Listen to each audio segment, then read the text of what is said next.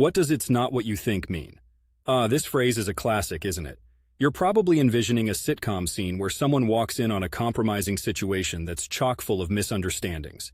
Trust me, I've had my share of "it's not what you think" moments here in Portland. Let me put my thoughts in the blender for you. When someone drops the "it's not what you think" line, they're usually knee-deep in a scenario that paints them in a less than flattering light. It might look like they're doing something bad, embarrassing, or out of character, but the reality of the situation is often different from the initial perception. Picture this. You walk into your house and see your friend with what looks like your favorite autographed basketball in their hands.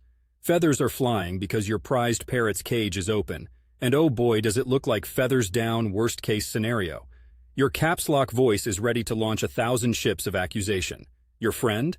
They're spouting that magical phrase, "it's not what you think." Turns out they weren't trying to commit any transgression with your memorabilia or your pet. Maybe they were trying to save your parrot from an impending threat, like that ceiling fan you always forget to turn off. The phrase is a defensive mechanism, a verbal shield hastily conjured to fend off quick judgment missiles.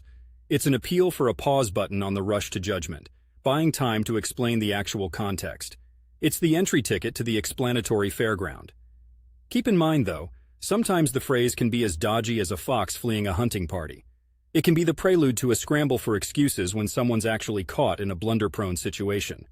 In the City of Roses, where I'm enjoying life to the fullest, the phrase could easily show up in the middle of an art gallery, where I am standing maybe a little too close to a painting with a paintbrush in my hand. It's not what you think, I'd say. But of course, it's the gallery attendant's job to leap to the protection of the artwork and doubt my innocent art appreciation. So, "it's not what you think" is the Swiss Army knife of conversational phrases.